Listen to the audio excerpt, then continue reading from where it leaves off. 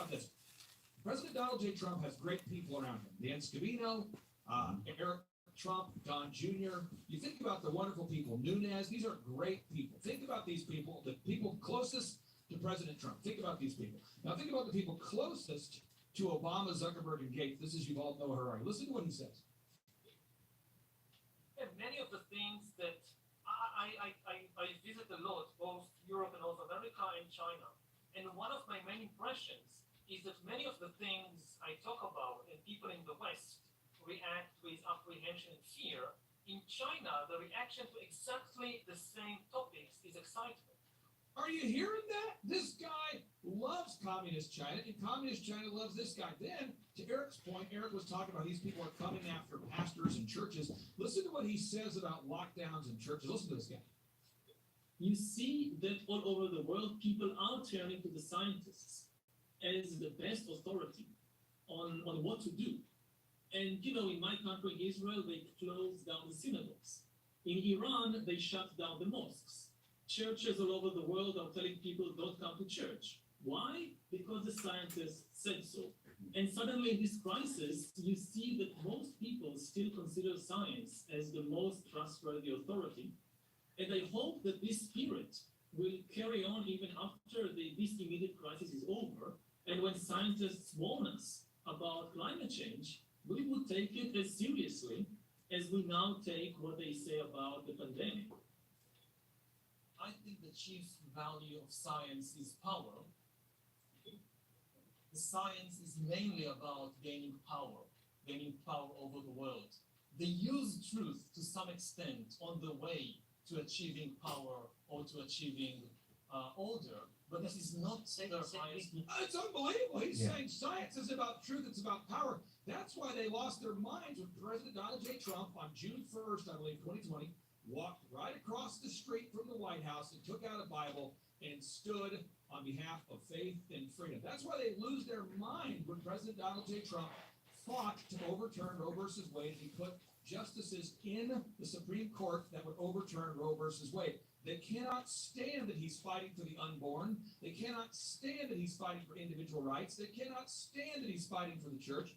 And I'm just telling people out there, we've got to be very careful what programs we're listening to right now, because Eric, you saw this. The moment that your father discussed that he had a very big announcement coming soon, we saw Paul Ryan, Chris Christie, and the establishment. I'm not going to mention all the names because there's so many names, but there's a lot of people that claim to be conservative that immediately hopped on their platforms and on their talk shows, and they all had the same narrative. They said, well, I love President Trump.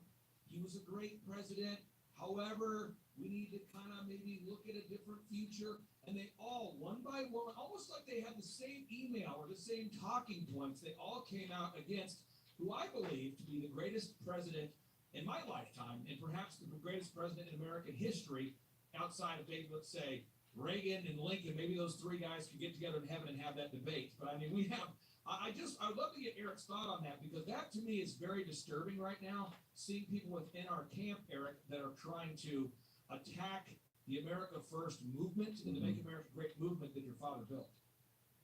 Well, absolutely. By the way, I just want to go back to the Schwab thing for a second, right? I mean, you're talking about the environment, and now again, it obviously segues in there. I love how these guys are going out, trust the science, as it pertains to global warming. Trust the science, yet America is one country that actually has its act together, and yet, the China that he's praising about having all these ideas are building, coal power plants every single week, dumping countless amounts of shit into the South China Sea, and doing absolutely nothing, right? Strip mines galore to, mine lithium and other things for batteries that they're putting in Teslas that people are in Palm Beach, Florida are driving, right? Ransacking their country, dumping countless amounts of waste into the oceans, right? They're doing nothing about it, but yet, America gets the scorn, which effectively, we all want the cleanest earth in the world, but these guys don't give a damn when other countries do it.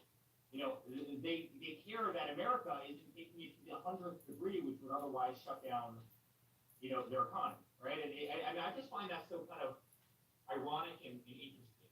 Turn a blind eye to the Indias, to the Chinas, to all these other countries, but the countries that actually do it right and try, okay, well, we're going to ban natural gas. cleaner than natural gas, yet, they don't give a damn when China's building coal power plants every single day. That's kind of interesting. By the way, to your second point, there's no question. I mean, this has always been a thing against the rhino class. Well, look at 2016, and I lived this every single day because I was out there on the road fighting it. But it was Trump versus the rhino class. It was Trump versus Jeb Bush. It was Trump versus all these politicians who had been in office forever, then Hillary Clinton, right? Who felt that they were the anointed ones, who felt that, a person who wasn't in politics shouldn't even think about it, right? I mean, remember all the smears and this and that, Trump, he's unstable. He shouldn't have his finger on the nuclear button, yet he was the only president in American history that didn't get this country into a war. In fact, he got us out of a lot of wars. Yeah. I mean, it's that amazing. But from day one, it was always the rhino class, the political elite, versus kind of a total outsider. Is it any surprise that they try and redivide the party? We've got the rhinos versus the nuts. And if you look at the amount of money that some of these rhinos are raising, right, it's pretty incredible. And then actually break down the stats, and you realize that those rhinos, some of this, the chosen people are raising a lot of money in very large dollar donations, right? And then you look at my father's fundraising, and every one of his donations is like $80, $100, $120, and he's raising more money than all of them. So where are the masses going, right? I mean, that's the difference between kind of, this separation that's being caused. And the same exact thing guys have done in 2016, and they do have talking points. They absolutely do. My father will win. I truly believe it. I think Clay can probably speak this better than anybody because he does events all over the country. I speak at, I think all of them, but,